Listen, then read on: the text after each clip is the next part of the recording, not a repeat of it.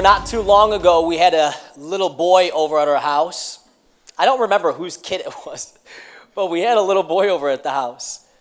And we saw him walking around the house. And little kids, right? They're, especially in our house, they just seem to run around in circles. And so they're running around in circles, and their little, feet, you could just hear their feet all over. And, he has toys. We pull out all our old G.I. Joes that are half naked now, and we give him the G.I. Joes and the cars and this. And this little boy, I stopped hearing the kind of pitter of his feet. I stopped hearing him run around. And we kind of saw him later. My dad saw him later and kind of called him over, and he saw him, and he had something behind his back. You could tell he had something in his hands. And so we're like, hey, come over here. I forget who it was. We're like, hey, come over here with us, come by us. And he's like, no, I don't think so. Like, no, come on over here. Come on, it's okay. It's Josiah and Uncle Mark, and no. And so we kind of got him and coerced him, come closer to us. And he had something on his back, and we're like, hey, what's in your hands? He's like, no, just a toy. Well, why don't you show us? And so finally, after all this time, he kind of prodded him, and he finally got his hands, and he had this broken toy, and he was just looking up at water in his eyes, and he had this broken toy, like he was going to get punished because he had this broken toy. We're like, no, it's okay, don't cry, it's just a little toy, doesn't matter, not a big deal. But he was so moved, and he was crying over a little toy that he had broken, and because he didn't want to get in trouble, he was ashamed, he hid it behind his back. Often I run into people who experience different pain and hurt in their life. Maybe they're ashamed of their past. Maybe it's something they've done. Maybe they've had an abortion. Maybe it's a divorce in their past. Maybe they've done something to somebody that even gave them some jail time, or they've done something that maybe nobody knows, but they're so ashamed of it. And I run into people often who have this thing in front of them. They have this pain, and they take it, and there's hurt, and they're ashamed of it. And so they would rather hide it from people than let people see it in front. And they kind of live their life with this pain hidden behind them. And they try to live their life kind of with their hands behind their back, hiding their pain from the rest of the world, just trying to go on. But really, in turn, in hiding that pain, they really trap themselves from moving forward. I don't know if you feel like that this morning. Maybe you've never even thought of it like that, of kind of holding your pain and hiding it. But often that's what we do with something that we're so ashamed of or embarrassed of. We're saying, no, I don't think anybody knows this, but I'm going to make sure no one ever finds out. And so we hide it. There's a woman in this story, the story that you just saw. There's a woman who definitely has a lot to be ashamed of in her past. She's been married 5 times. The man she's living with now isn't even her husband. That's something that she doesn't want everybody to know. Something she's ashamed of. Something she's embarrassed of. Hiding, not saying, I don't want people to know this because they'll look at me differently. I want to bring us to the actual verses that this story is about and just kind of dive into some details of this woman who wrestled with so much brokenness, and hopefully shed some light this morning. Hopefully shed some light this morning for maybe someone in this room who feels like maybe they're hiding something. Maybe they want to experience that change, that new life. Maybe they want to experience what Jesus is talking about, that living water. But maybe they're being held back by some of that pain. And really what's holding them back is their past and their pain and their hurt that they're afraid of everybody else knowing. In John chapter 4, verse 4, it starts and it says, now Jesus had to go through Samaria. So he came to a town in Samaria called Sychar, near the plot of ground Jacob had given to his son Joseph. Jacob's well was there. And Jesus, tired as he was from the journey, sat down by the well. It was about noon. When a Samaritan woman came to draw water, Jesus said to her, will you give me a drink? His disciples had gone into town. Verse 9, the Samaritan woman said to him, you are a Jew, and I am a Samaritan woman. How can you ask me for a drink? For Jews do not associate with Samaritans. Jesus was traveling from the southern region. He was in Judea. He needed to go up to the northern region, to Galilee. There was a little bit of pressure. He didn't want to get into religious confrontation. And so he was going up to the north. He was going up to Galilee. But how most Jews traveled to the north to Galilee, they would avoid this area in the middle called Samaria. See, Samaria was filled with people that were called Samaritans. And the Samaritans were considered half-breeds to the Jews. They were people that had been taken out in their time of Babylon, which we don't need to get into that. But they had been taken out in their time of Babylon and had intermarried with other people that weren't Jews. And so the pure blood Jews felt like, oh, yeah, you're the dirty ones. I've always told people always ask me, like, what are you growing up? I always got Italian, or I got Middle Eastern sometimes. I literally, my entire life, I have been confused at what I am.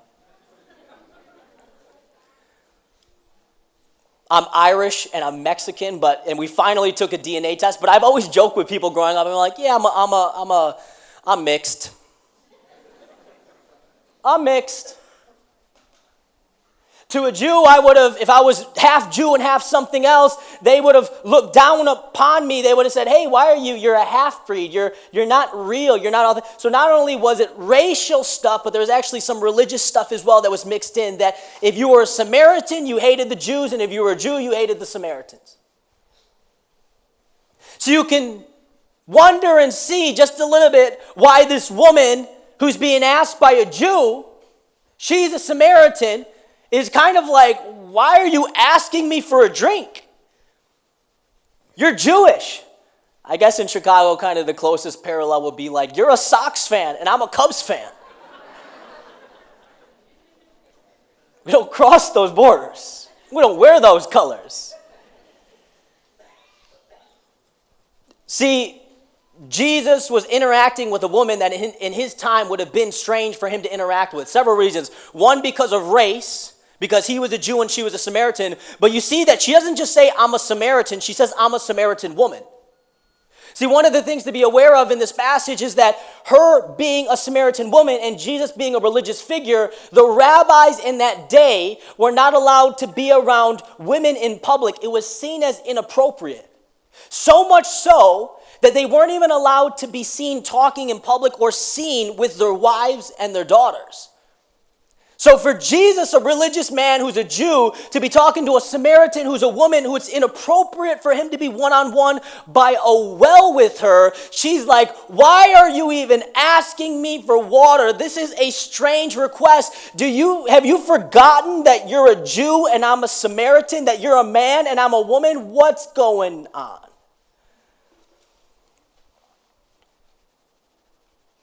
See, this woman was wondering why Jesus was asking her this question. And, when I study the passages, I don't know if you're like this. Sometimes when I read the Bible, I'm kind of ask myself, why is it there? Why is it there? And when I was reading this passage, one of the things I was asking, why is it there, is it says it was about noon. And it's kind of like, well, why is that detail in the Bible? Like, why do I need to know what time it is that this whole interaction happened? But it's important that we know the time, because in Jewish culture, in Jewish society, it would have been strange and really just out of the ordinary to go and get water at the hottest point in the day.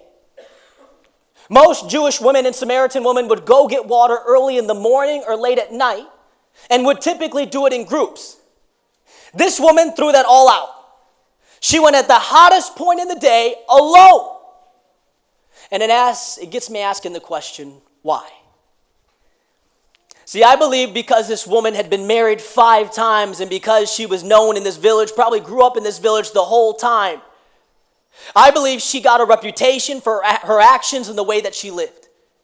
And so for her to go to a public place like the well was such an embarrassment, was so much shame. She gets so many women looking at her like, wow, you dirty, you this, how could you do that? You've been with 5 men and you're with another man. She couldn't stand the eyes. She couldn't stand the look. She couldn't stand the little words. And so she would rather suffer and go out in the hottest time of the day than be around people that would point to her past and say, you're never going to be more than this. Oh, you're dirty, you're this. Anybody have somebody in their life that feels like every time they're trying to take a step forward, keeps looking at the past? You're trying to live for Jesus. You're trying to go on. You're trying to walk and live in purity and live the right way. And somebody goes, but hey, you remember that one time? You're trying to do things right. You're trying to get in the Word. You're trying to love Jesus and live more for Him and people. But aren't you divorced? You're trying to walk with Jesus and live things in the new way. And you're trying to live right. And people go, weren't you an addict before? See, people always try to point to our past to try to hold us back from moving in the future. And I believe that you're not defined by your past. Yeah, it affects and makes you who you are, but it doesn't define your future. It doesn't define your future. I believe one of the greatest lies that the enemy tries to make you believe is that you are your past and you'll always be your past. And what I love about Jesus is Jesus always comes into the scene. He always comes out of the scene and he comes to people and he's speaking to people. I mean, think about it. This is God. You would think that Almighty God would go to the high religious people, and yet he's spending his time with a woman who's been married 5 times, who's living in sin, and he goes out of his way to have a conversation with this woman because he so loves her. Man, I love that our God goes out of his way to come. Even when we feel like we're dirty and despised, he comes to us and says, oh, I'm going to wash you up. Oh, I'm going to clean you. Oh, I'm going to change you. Oh, I'm going to transform you.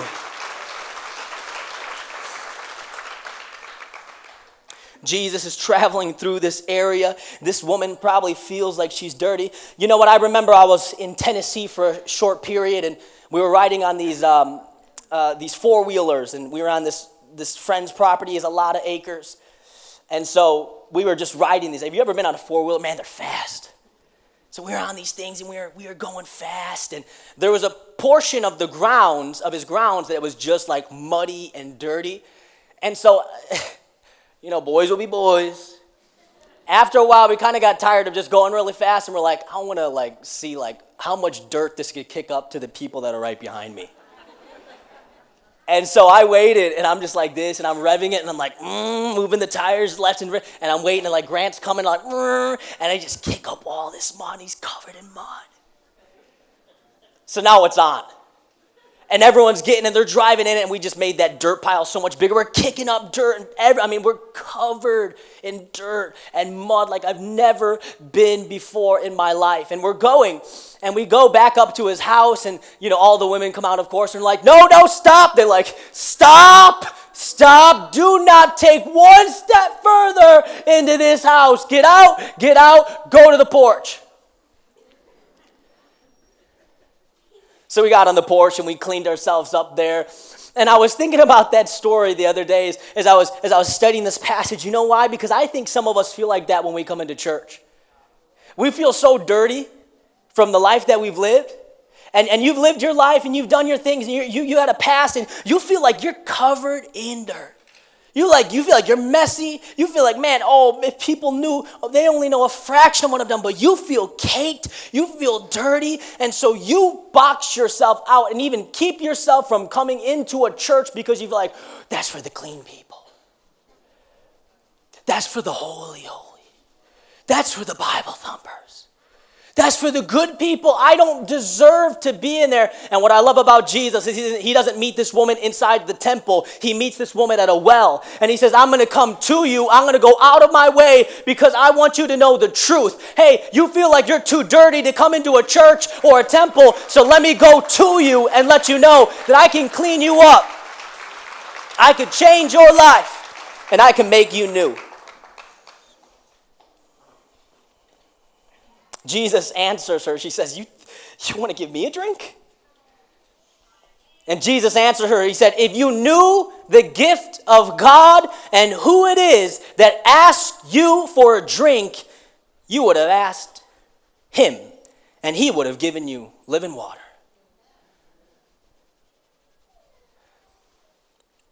I haven't been confused for too many people in my life. Sometimes I get confused in the hall. I'm talking. People are like, Pastor Mark? Oh, it's just Josiah.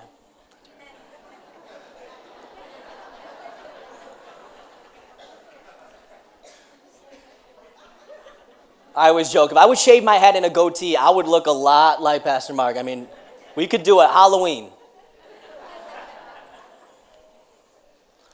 There was one time at our house that we had my grandmother on my mother's side came over, and she was getting older in age, and I love my grandma. She's passed away now, but she was getting older in age.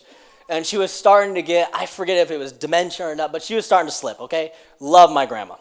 But she came in the house one day, and we're all over there at the house. We're all along the long table, and we're sitting there. And I used to have long, curly hair. And so she came over, and my cousin's boyfriend, who she was really serious about, they weren't married yet, he was over as well, and he was sitting directly across from me. And my grandma comes behind him, and she's just, she's the sweetest lady. But she started to lose a little bit. But she's the sweetest lady, and she comes up, and he's new to the family. She starts playing with his hair. And she thinks it's me. And she's playing with, Mito, and you're so good, and this and that. And she's just like looking at everyone and playing with his hair. And I'm sitting across from her just looking directly at her like, are you kidding me? You're stealing my grandma from me? She had totally mistaken who he was. She had totally thought he was someone else. And this woman is asking, like, I don't even know if I want to give you a drink. Like, you're asking me for a drink. And Jesus is saying, oh, if you only knew who was really asking you for a drink. If you only knew it's not just a man or just a Jewish man. If you only knew it's not just a rabbi. If you only knew I'm not just like your neighbors or someone you've seen before. That I am the living God incarnate. If you only knew the power that was before you and the power that could transform you and change your life. She wouldn't be like, I don't know if I want to give you water. She'd say, change me. Give me something that will satisfy my soul.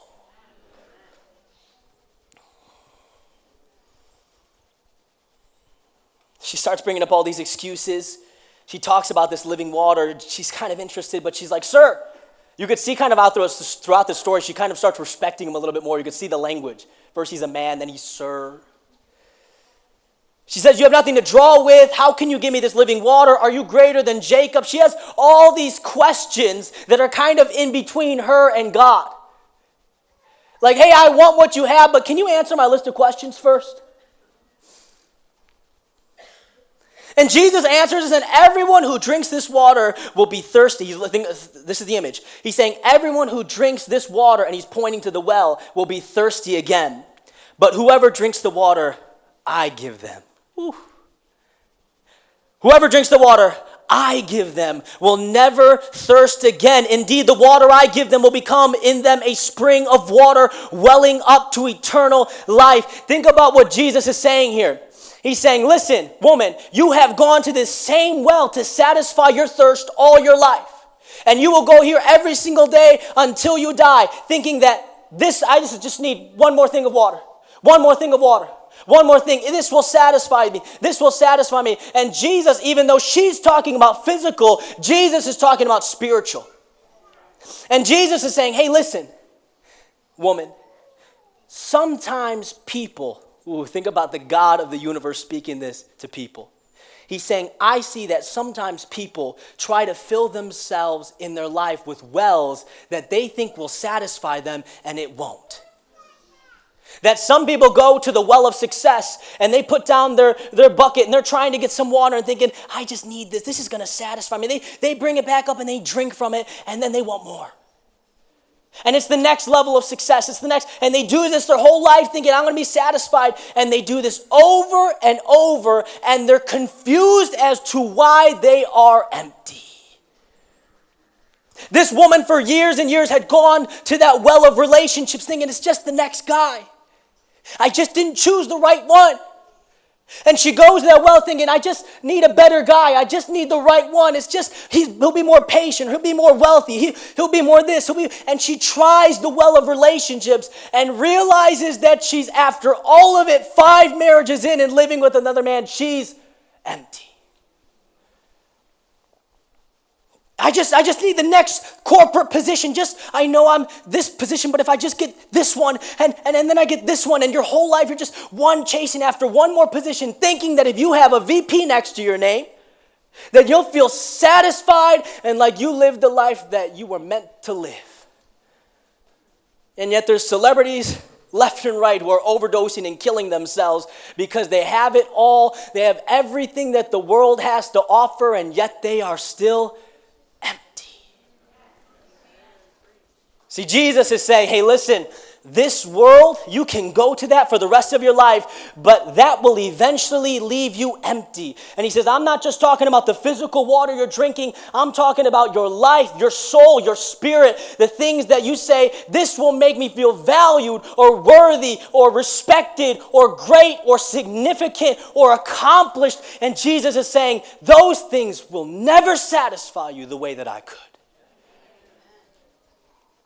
Those things will never satisfy you the way that I will satisfy you. See, you will go to those wells to the day that you die, whether it be success or relationships, whether it be money, whether it be just getting another house or a car or more things. You can chase that. The next relationship, a younger girl on your arm, you can chase that till you're dead, and it will always leave you empty. But Jesus is saying, listen, if you come to me, you will never thirst again. You will never thirst again. And not only that, he says, listen, indeed, not only will you never thirst again, he says, indeed, the water I will give you will become in them a spring of water welling up again. So it's like this water is reproducing water inside of you. Think about this. When you give your life over to Jesus and he starts transforming you, it's not just me trying to do good works to change my life. It's that God has transformed and changed my heart and my mind and my life. And so what used to come out of me was lying and deceit and brokenness and bitterness and tearing people down and selfishness. But what now is birthed out of me, the water and the life that's coming out of me is truth, is peace, is hope, is self-control, is contentness. And I'm living a different life. One or two more verses. The woman says in verse 15, the woman said, "Sir, give me this water so that I won't get thirsty and have to keep coming back to draw water." He told her. A little bit of irony in the statement. Listen to what Jesus says. She's like, "Give it to me." And Jesus says, "Go call your husband and come back." Go get your husband and come back. We'll talk about it. Jesus knows what she's going to answer, and she says this, "I have no husband," she replied. Jesus said to her, "You're right. You're right when you say you have no husband. The fact is you've had 5 husbands. And the man you are now with is not even your husband. What you have just said is quite true." And she says, "Sir, I can see that you are a prophet." Wow, that is a picture of how we act. When God starts digging just a little bit. Hey, you know what? It's easy to let God into the front room, right? It's easy to let him into the living room and see, hey, come into the kitchen, we cleaned it up, come into, here. But some of us are really afraid to let God into the basement. You got a lock and seal on that, and God's like, "Yeah, I've checked out your life. It's really nice. There's a lot of good things, but what about the basement?" You go, "Oh, no, Jesus, I don't let anybody down in the basement. Nobody goes down in the basement. Jesus, it's messy, it's dirty. You don't want to go down there. It's nice and clean. The light's not great down there. Stay up here, Jesus." And Jesus is like, "No, I want to go in the basement. What's in the basement? Let's go down there." And you go, "Oh, Jesus, I love you so much. I don't want to go there, please." And Jesus is saying, hey, listen, I want to go there. It's time to go into that basement of things that you're hiding and pushing away, and you have, do not cross, do not go. It's locked and sealed. And Jesus is saying, it is time for me to go into the areas of your life that you have crossed off to me and said, do not go there. Don't go there, God. And I see this, when God will start digging deeper and he'll start bringing you to areas in your life. Man, I've had this. Sometimes you're not even aware of the areas that are wrong in your life. I had a time where I had some bitterness in my life towards someone. I had no clue. I'm in the middle of a fast praying to God. God, breakthrough, show me something, God. I'm in fasting, I'm praying hours and hours every day. I'm not eating anything, I'm drinking water, pursuing God, seeking him. And I'm just thinking, I'm going to get a stronger fire and this and that. And God shows me, he leads me to my basement and shows me that deep in my basement, I had bitterness towards somebody that I loved. And I'm like, hey, can we go back upstairs, God? Because that's how we do. When God starts working, really working in our life and starts going to some areas, we do what this woman does. God's going, hey, Jesus goes, hey, didn't you have 5 husbands and the guy you're not living with? And she goes, hey, Jesus, what about that mountain? Are we supposed to worship there? She's like, I'm trying to get to the root issues here, and you're trying to have a religious conversation that's trying to distract me from the issue that I'm trying to get to. And God's trying to work in our lives, and sometimes we want to say, yeah, and God's saying, hey, you're living with your girlfriend right now. It's time to, break that off until you guys get married. And you go, well, but how did the animals get on Noah's boat? How did they do that? And until I figure that out, I'm not sure, and God's like, hey, you're living for me, but you're drinking. And when you go out with those certain friends, you just kind of lose it. And you're just always drinking. You're like, but I know, God, I know you're telling me that's an area, but how do I really know all these intricacies in the Bible? How can I check this and that? And we bring it to a whole other realm because God starts pushing and prodding in an area of our life that we don't want to deal with. And it's easier for us to deflect than to dissect, huh? It's easier for us to go, well, what about this? Well, what about this other person? God's like, you need to forgive. Well, what about this person? They didn't forgive. God's like, I'm not telling you. I'm talking about you. God, what about it? God's like, I don't you stop deflecting. It's time to dissect. You want to go deeper with me? Start opening up those areas of your life that you've barred off, you crossed off. Let's go there. When I go there, stop deflecting. She's like, what about this mountain? What about that mountain? She's like, let's stop talking about mountains. Talking about the mountain of your heart I'm trying to climb up right now. Jesus says, believe me, the time is coming when you will worship the Father neither on the mountain nor in Jerusalem. He's saying, listen, this question you're asking is going to be irrelevant in the future. I'm doing something so much bigger than you can ever imagine. Jesus says in verse 23, yet a time is coming and has now come when the true worshipers will worship the Father in spirit and in truth. For they are the kind of worshipers the Father seeks. Oh, I love that. See, Jesus is seeking, but the Father is seeking too. He's looking for people that are saying, I want to give God everything. I want to give him the great parts of me, and I want to go into the basement and say, deal with what you got to deal with, God. The Father is seeking and looking amongst not only the people in this room, but looking over the world, looking for people that will commit themselves to him, who will really worship him. Who will really worship him and give him glory and honor. And you know what? Worship is more than just a Sunday morning raising of hands. Worship is not just an activity, but it's a lifestyle. It's not just something I do when there's music playing, but it's something I'm doing when the music's not playing. And I'm showing God worth and value by the way I treat people, how I work at my job. I'm not just saying, well, I don't like my boss. I say, no, Jesus, I'm going to worship and glorify you with the excellence that I do in my work because I love you. Because I love you.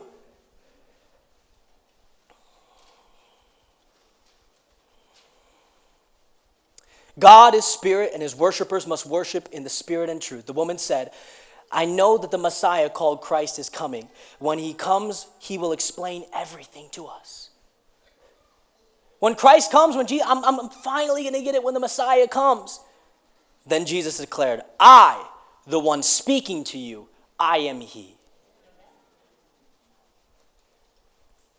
One of the scariest things for me as a pastor, and I've had so many conversations with Christians and people who grew up around religion and people who grew up in different churches and different backgrounds. One of the scariest things to me is knowing someone that's grown up in church their entire life. They know all the facts, but they don't know God. And they can tell you the verses and the stories, and they can recite things, and it's really great. And they have, crosses all over their house. They wear a big gold one around their neck. And they can, tell you some stuff about the Bible, but they have no relationship with the real living Jesus. I'm not trying to convert you or bring you into a religion. What I'm trying to do is bring you into a relationship with the God who's seeking after you, who is pursuing you. Who you say, I'm dirty. Oh, I'm dirty. This God, he doesn't want me. I'm beyond repair.